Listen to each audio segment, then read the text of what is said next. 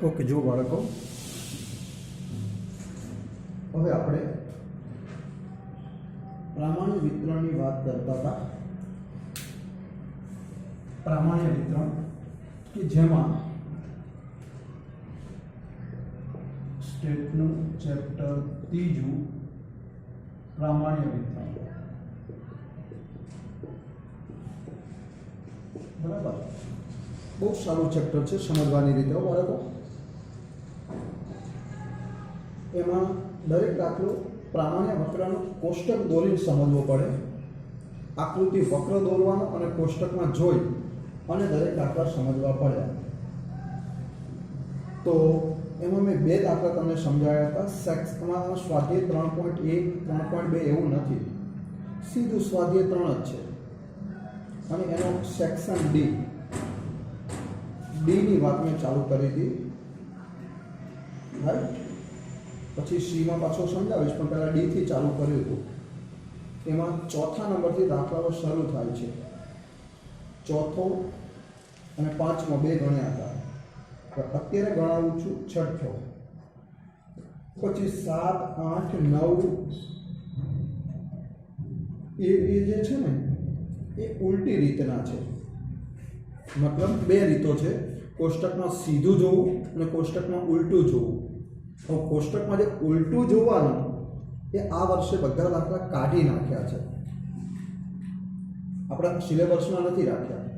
ભલે હું તમારી જાણ ખાતર ગણાવીશ અમુક દાખલા, પણ આપણે એ પૂછાવાનું નથી। હું સમજાવીશ ખરો, ગણાવીશ પણ ના પાડી દઈશ કે આ નથી કરવાનું। અત્યારે જે કામનું છે પહેલાં કરાવું છું, સીધી રીતે કોષ્ટક જોવાનું, પછી પાછો 10મો ગણી લઈશું એવું હોય તો। પછી 11મો પાછો ઉલટી રીતનો છે, 12મો એ પણ કોષ્ટકમાં ઉલટું જોવું, 13મો એ કંઈક લક્ષણ ઉપર આધારિત છે એટલે થોડીક સુધી સીધી રીતનો છે, પછી પાછું ઉલટું જોવાનું છે એટલે એ પણ જવા દઈશું। 14મો એમાં એક પ્રશ્ન છે ઉલટી રીતે જોવાનો છે અને બાકીના બે પ્રશ્ન છે તો સીધી રીતે જવાબ આપી શકાય એવા છે, નાના એવા, એ પણ જવા દઈશું। અને પછી વિભાગ ઈ શરૂ થશે।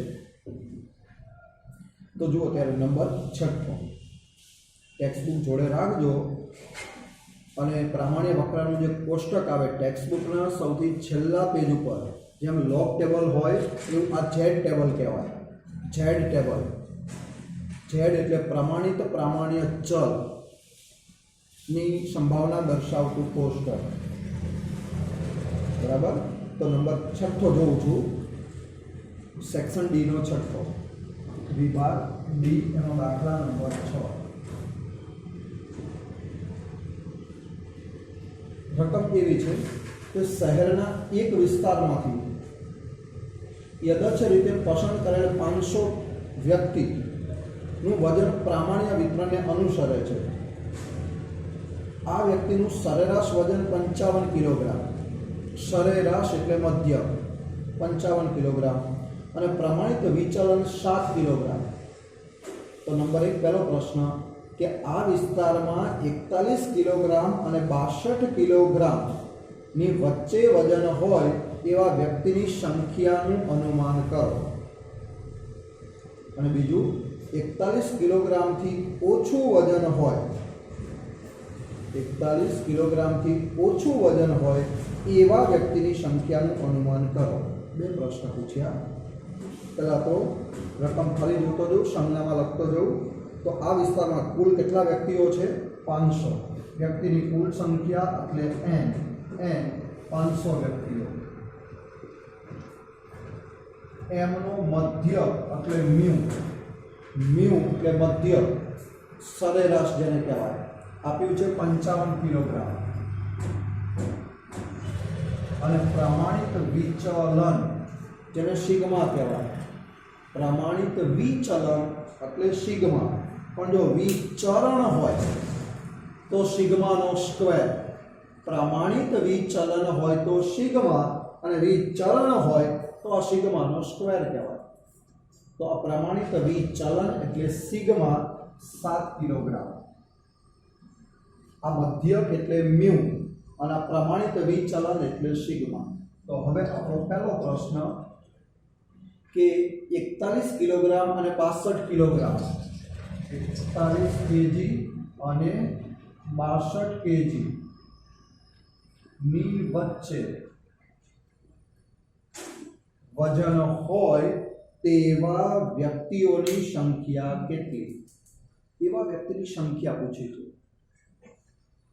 તો 41 કિલોગ્રામ અને 62 કિલોગ્રામ, x ની બે કિંમતો આપી છે, 41 કિલોગ્રામ અને 62 કિલોગ્રામ ની વચમાં વજન હોય તેવા વ્યક્તિઓ.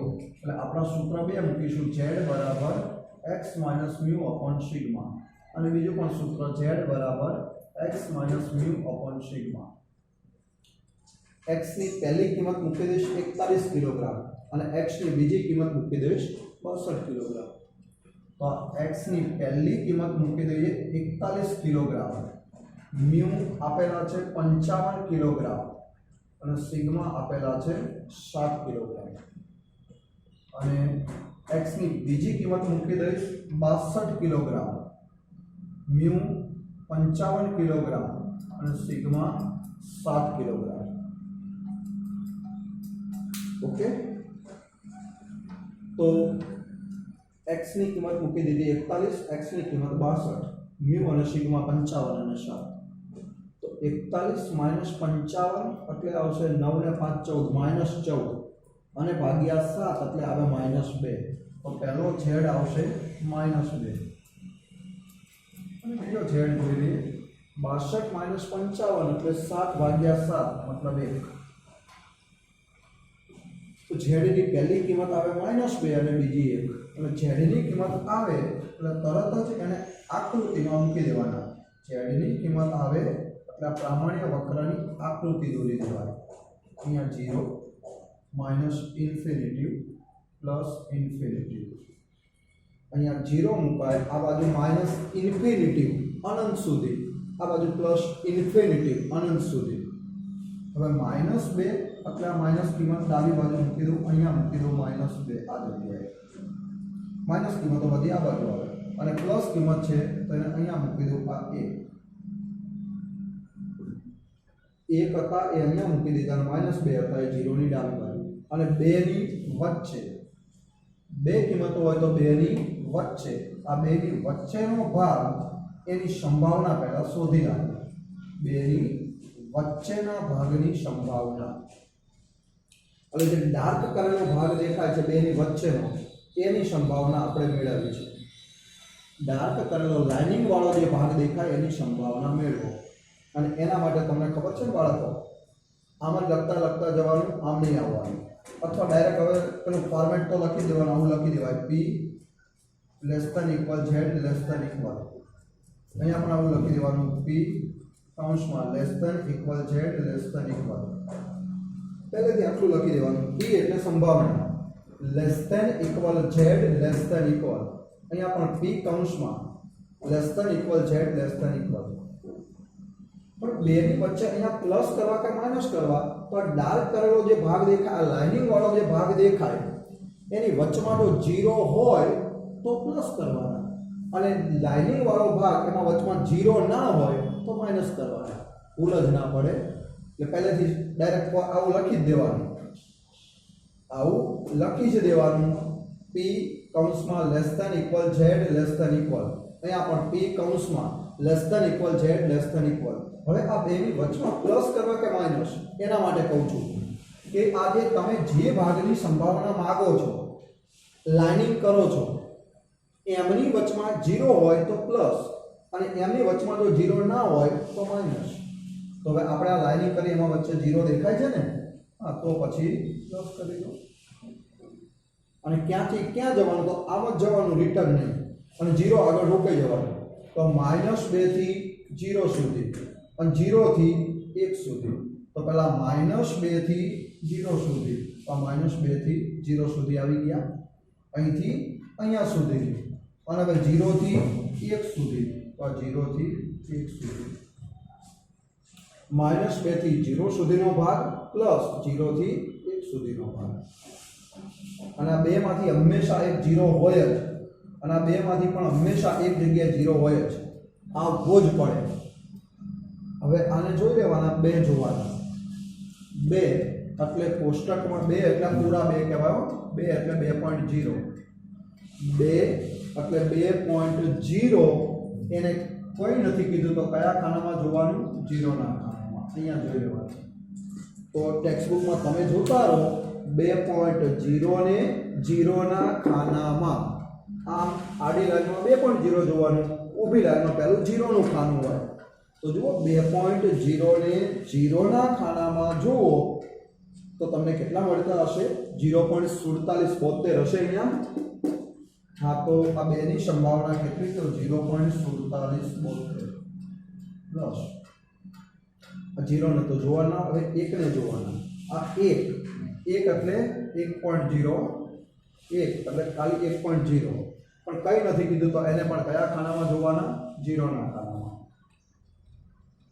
તો 1.0 આડી લાઈનમાં પણ 0 નું ખાનું તો આ 1.0 ને પહેલું જ 0 નું ખાનું હોય તો 1.0 ને 0 ના ખાનામાં જુઓ તો અહીંયા 0.3413 લખેલા હશે કોષ્ટક જોતા જજો 0.3413 અને બેનો સરવાળો કરી લો તો 0.4772 પ્લસ 0.3413 તો બેનો સરવાળો થાય 0.8185 જો સંભાવના પૂછી હોય તો બાળકો આ જવાબ આવે જો સંભાવના પૂછી હોય તો આ જવાબ જો તેની ટકાવારી પૂછે તો આને 100 વડે ગુણવા પડે અને એની સંખ્યા પૂછે તો આને n વડે ગુણવા પડે એટલે આ ચેપ્ટરમાં પ્રશ્ન 3 રીતે પૂછે સંભાવના શોધો અથવા તો ટકાવારી શોધો અથવા તો સંખ્યા શોધો જો સંભાવના શોધો તો આ જવાબ ટકાવારી પૂછી હોય તો ગુણ્યા 100 અને સંખ્યા પૂછી હોય તો ગુણ્યા n કરવાના તો આમાં આપણે એમની સંખ્યા પૂછી છે એટલે સંખ્યામાં જવાબ આપો તો ગુણ્યા n તો 0.8185 ગુણ્યા n આપેલા છે 500 વ્યક્તિ તો 0.8185 ગુણ્યા 500 અને 500 વડે ગુણી દો તો આવા વ્યક્તિઓ કેટલા પૂરા લખી દેવાના 409 વ્યક્તિ તો વ્યક્તિઓની સંખ્યા આપણને મળી જાય 409 વ્યક્તિ રાઈટ બાળકો હવે બીજો સવાલ જોઈએ એમાં બીજો કે 41 કિલોગ્રામથી ઓછું વજન હોય એવા વ્યક્તિઓ કેટલા બીજો પ્રશ્ન છે બાળકો કે 41 કિલોગ્રામથી ઓછું વજન અહીંયા લખું 41 કેજી થી ઓછું વજન હોય એવા વ્યક્તિઓ કેટલા 41 કિલોગ્રામ થી ઓછું વજન હોય એવા વ્યક્તિઓ કેટલા પહેલા તો અહીંયા x ની એક જ કિંમત છે એક જ સૂત્ર મૂકું કે z બરાબર x માઈનસ μ ઉપર સિગ્મા આવા બે સૂત્ર નથી મૂક્યા કારણ કે એક જ કિંમત છે તો x ની જગ્યાએ મૂકી દઉં 41 કિલોગ્રામ μ આપેલા છે 55 કિલોગ્રામ સિગ્મા આપેલા 7 કિલોગ્રામ 41 માઈનસ 55 ભાગ્યા 7 એટલે -2 આવે -2 અને એનાથી ઓછું તો પહેલા હવે એને આકૃતિ z આવે એટલે હંમેશા એને આકૃતિમાં મૂકી દેવાય તો અહીંયા 0 આ ખૂણામાં માઈનસ ઇન્ફિનિટી આ ખૂણામાં પ્લસ ઇન્ફિનિટી જો આમાં બે કિંમતો હતી તો બેની વચ્ચેનો ભાગ માંગે અને એક જ કિંમત હોય તો કાં એનાથી ઓછું માંગે અને કાં એનાથી વધુ માંગે બે કિંમતો હોય તો બેની વચ્ચેનો જ ભાગ માંગે પણ એક જ કિંમત હોય તો કાં એનાથી ઓછું અને કાં એનાથી વધુ હવે એનાથી ઓછું એટલે એની પાછળ અને એનાથી વધુ એટલે એનાથી આગળ વધુ એટલે એનાથી જમણી બાજુ એનાથી આગળ આમ વધુ કહેવાય અને આમ ડાબી બાજુ બધું ઓછું કહેવાય તો પહેલા તો આ એક જ કિંમત છે એટલે -2 છે એટલે અહીંયા મૂકી દઉં આ જગ્યાએ મૂકી દઉં -2 અહીંયા આ -2 પણ એનાથી ઓછું જો એનાથી ઓછો ભાગ માગે તો એનાથી ઓછો એટલે એનાથી પાછળ અવાય, એટલે -2 થી ઓછું એટલે આ બધું -2 થી ઓછું કહેવાય. આ ભાગ, આ લાઈનિંગ કરેલો ભાગ એ -2 થી ઓછું એટલે આમ પાછું આવવાનું. પણ જો વધુ કીધું હોય તો -2 થી વધુ એટલે આ બધું એનાથી વધુ કહેવાય છેક સુધી. અહીંયાથી આ બાજુનું બધું એનાથી વધુ કહેવાય, આ બાજુ એનાથી ઓછું કહેવાય. એટલે એક જ કિંમત આપે એટલે આ યાદ રાખજો, થી ઓછું તો એની પાછળનો બધો ભાગ, થી વધુ તો એનાથી આગળનો બધો ભાગ. બરાબર. અને હવે આટલું તો પહેલાં લખી દેવાનું, પી કૌંસમાં less than equal Z less than equal, અહીંયા પણ પી કૌંસમાં less than equal Z less than equal. વચ્ચે શું કરીશું, પ્લસ કે માઇનસ સમજી લઈએ. મેં હમણાં જ કીધું હતું કે આ લાઇનિંગ કરેલો જે ભાગ હોય એમની વચમાં જો 0 હોય તો પ્લસ, અને એમની વચમાં ક્યાંય 0 ના હોય તો માઇનસ. તો લાઇનિંગ વાળો ભાગ જો આટલો ભાગ લાઇનિંગ વાળો છે, આમાં ક્યાં વચ્ચે 0 છે? ના, 0 તો અહીંયા બેઠા છે, જુઓ છે કે ઉપાડીને બંધ નથી થાવ જવાના. તો આ લાઇનિંગ વાળા ભાગમાં ક્યાંય 0 નથી, માટે શું કરી દઉં, માઇનસ. આમાં લાઇનિંગ વાળા ભાગની વચમાં 0 હતા તો પ્લસ, અને આમ જ જવાનું, આમ નહીં. તો પહેલા -ઇન્ફિનિટી થી સીધું ક્યાં સુધી, 0 સુધી, એટલે આટલો ભાગ મળે. તો -ઇન્ફિનિટી થી 0, એટલે આ -ઇન્ફિનિટી થી 0 સુધી. અને એમાંથી કટ કરી દો, કટ એટલે બાદ. કેટલું? તો આ બ્લેન્ક રાખેલો ભાગ કટ કરી દો. કયો? -2 થી 0 સુધી, -2 થી 0, એટલે લાઇનિંગ વાળો ભાગ મળી જાય ને. જેમ કે આ પહેલા આખી પેન માપી હોય, અને હવે એમાંથી આ બ્લુ વાદળી વાળો ભાગ કટ કરી દો તો આ સફેદનું માપ મળી જાય ને. પહેલા આખાનું માપ કર્યું હોય, એમાંથી આ વાદળી વાળું કટ કરી દો તો બાકી સફેદનું માપ મળે. એમ અહીંયા પણ -ઇન્ફિનિટી થી 0 સુધી આ આખો ભાગ મળે, એમાંથી આ બ્લેન્ક સફેદ વાળો ભાગ કટ કરી દો. -2 થી 0 કટ, એટલે કટ એટલે બાદ. કેટલું? -2 થી 0. તો આ લાઇનિંગ વાળો ભાગ મળી જાય. બરાબર. અને પાછું જોઈ લેવાનું કે આ બેમાંથી એક 0 હોવા જ જોઈએ. જો અહીંયા 0 છે, આ બેમાંથી એક 0 હોવા જ જોઈએ. જોવા છે કમ્પલસરી બેમાંથી એક 0 હોવા જ જોઈએ. તો હવે આ 0 ને નથી જોવાના, આ ઇન્ફિનિટીવને જોવાના. પણ ખબર જ છે ઇન્ફિનિટીવ એને જોવાના નહીં, મૂકી દેવાના 0.5000. ઇન્ફિનિટીવ એની સંભાવના કેટલી મૂકી દેવાની? 0.5000. અને અહીંયા જોવાના 2. આ 2 છે, હમણાં જ કીધું હતું 2 એટલે 2.0, એને 0 ના ખાનામાં. આ 2 છે એટલે 2.0 ને 0 ના ખાનામાં. તો હમણાં જોયા હતા 0.4772, વચ્ચે માઇનસ હતા. તો 0.5000 માંથી 0.4772 બાદ કરી દો તો આવશે 0.0228. જો સંભાવના પૂછી હોય તો આ જવાબ, ટકા પૂછે તો ગુણ્યા 100, સંખ્યા પૂછી છે તો ગુણ્યા n.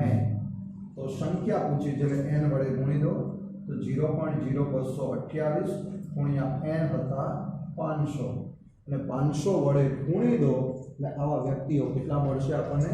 પૂર્ણ 11 વ્યક્તિઓ મળશે. તો 11 વ્યક્તિઓ કે જેનું વજન 41 કિલોગ્રામ કરતાં ઓછું છે, મતલબ શારીરિક રીતે નબળા કહેવાય. અને આ 409 વ્યક્તિ કે જેનું વજન 41 કિલોગ્રામ અને 62 કિલોગ્રામની વચ્ચે છે.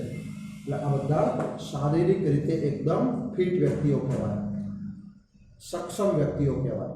આ બધા ખૂબ નબળા કહેવાય, કારણ કે 41 કરતાં ઓછું વજન છે બધાનું, રાઈટ. ત્યાર પછી મેં કીધું એમ દાખલા નંબર 7મો, 8મો, 9મો એ બધા આપણે સમજવાના નથી એટલે પરીક્ષાલક્ષી નથી એટલે એમ. તો એ બધાની અંદર ઉલટી રીત છે, સીધી રીત નથી. એ કોષ્ટકને ઉલટું જોવાનું છે, એમાં કોષ્ટકને ઉલટું જોવાનું છે. તો 7, 8, 9 રહેવા દો અત્યારે હાલ. એક સવાલ નંબર 10મો જોઈ લઈએ. 10મો, એક કારખાનામાં ઉત્પાદન એ સરેરાશ મ્યુ એકમ અને પ્રમાણિત વિચલન સિગ્મા એકમ એ પ્રામાણ્ય વિતરણને અનુસરે છે. એટલે આમાં મ્યુ અને સિગ્મા નથી આપ્યા, તો બે સમીકરણ મળે અને સમીકરણનો લોપ થાય. પછી કહે છે જો ઉત્પાદન 2400 એકમ અને 1800 એકમ હોય અને તે માટેનો ઝેડ પ્રાપ્તાંક અનુક્રમે 1 અને -0.5 હોય તો એનો મધ્યક અને પ્રમાણિત વિચલન કેટલું થાય? એનું મધ્યક અને પ્રમાણિત વિચલન કેટલું થાય એ આપણે બતાવવું છે કે એનો મધ્યક કેટલો થાય અને એનું પ્રમાણિત વિચલન પણ કેટલું થાય. તો હવે એના માટે પહેલું તો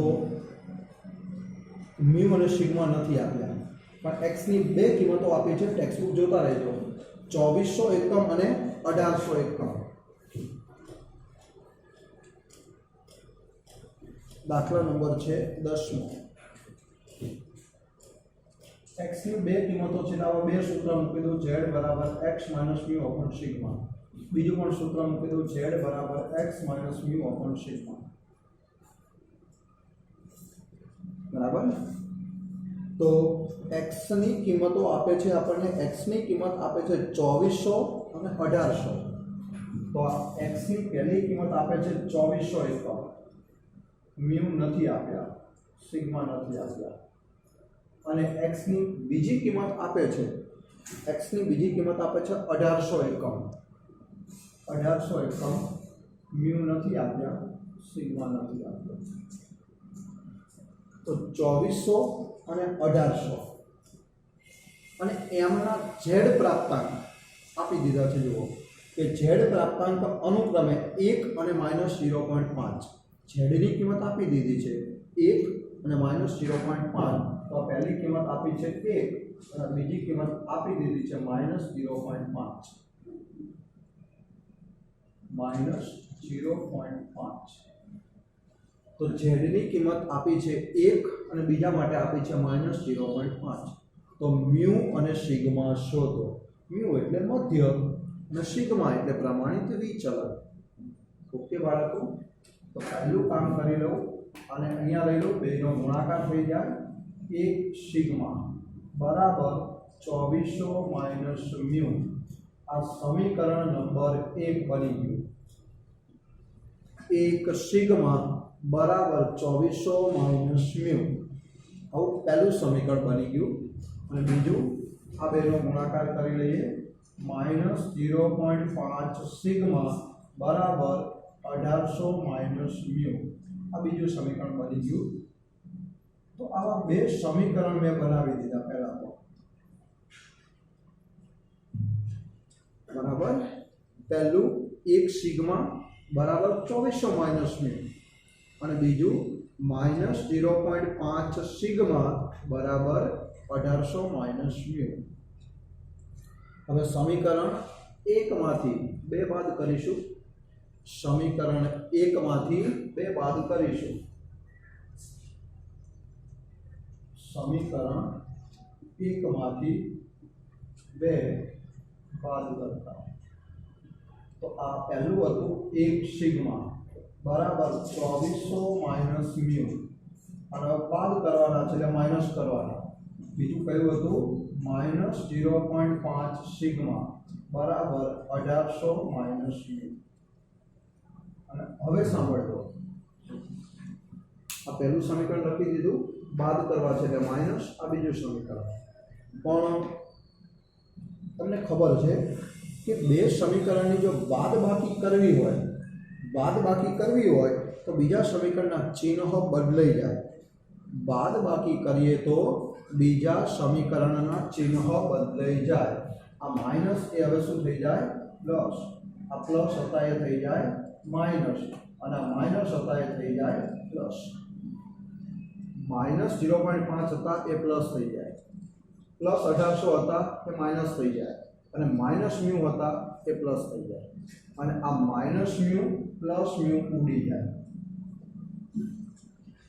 તો હવે 1 sigma plus 0.5 sigma 1 sigma plus 0.5 sigma સરવાળો કરી દઉં તો 1.5 સિગ્મા 1 વત્તા 0.5 એટલે 1.5 સિગ્મા બરાબર 2400 માંથી 1800 બાદ કરી દઈએ તો 600. 2400 માઇનસ 1800 એટલે 600. 1 વત્તા 0.5 એટલે 1.5. તો 1.5 સિગ્મા બરાબર 1800 માટે સિગ્મા બરાબર 600 ભાગ્યા 1.5 અને માટે સિગ્મા બરાબર 600 ને 1.5 વડે ભાગી દો. 600 ને 1.5 વડે ભાગો એટલે 15 × 4 = 400. આ મળી ગયું પ્રમાણિત વિચલન. અને હવે બાળકો મ્યુ મેળવવો છે તો એને સમીકરણ 1 કે 2 ગમે તેમાં મૂકી દો. ગમે તેમાં મુકાય. આપણે સમીકરણ 1 માં મૂકી દઈએ. તો સમીકરણ 1 માં સિગ્મા 400 મૂકતા તો સિગ્માની જગ્યાએ 400 મૂકી દઉં તો 1 સિગ્માની જગ્યાએ 400 બરાબર 2400 માઇનસ મ્યુ. બેનો ગુણાકાર કરું તો 400 બરાબર 2400 માઇનસ મ્યુ. માઇનસ મ્યુને અહીંયા લઈ લો અને ત્યાં જવા દો. માટે મ્યુ બરાબર 2400 માઇનસ 400 અને માટે મ્યુ બરાબર 0. તો આપણા બાળકો અહીંયા બે પ્રશ્નો હતા. એક મ્યુ શોધો જે 2000 હોય અને બીજું સિગ્મા શોધો જે 400 હોય. સિગ્મા એટલે પ્રમાણિત વિચલન બરાબર છે અને મ્યુ એટલે મધ્ય. તો આવી રીતે બાળકો બહુ જ ધ્યાનથી તમે જો દાખલાઓ જોતા જાઓ તો સરળતાથી આ ચેપ્ટર તમે ગણી શકો, આવડી શકે એવું છે. તો હવે આના પછી દાખલા નંબર પાછો 11મો 12મો 13મો 14મો આ બધા ઉલટી રીતના ગણાય. તો સીધી રીતના બસ અહીંયા આ સેક્શન ડી માં આટલા જ હતા. હવે કોઈ સીધી રીતના નહીં હોય. રાઈટ. તો આજના લેક્ચરમાં આટલું રહેવા દઈએ. ઓકે.